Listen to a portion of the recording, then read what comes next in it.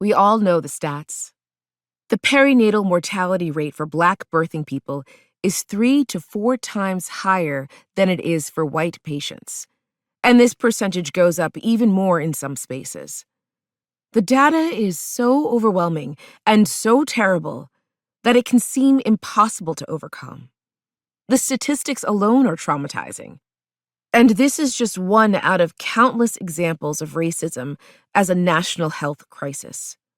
We often say that racism comes from society and the system. And while that may be true, it can give us permission to see it as a problem that is unsolvable, certainly not by any single individual. But the truth is that we do have agency.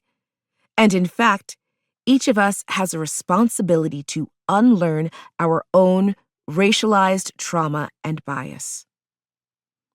Racism is upheld by people, and it is only when people do the work that we can finally liberate ourselves from it.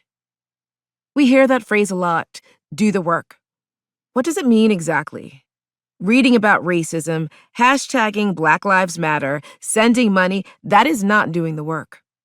We call it work because it isn't easy, and it requires moving beyond the cognitive experience and deconstructing how racism lives in your own body. When we logically approach our racism, we skip implicit bias, the racism that we aren't aware of, but that is living within our bodies nonetheless.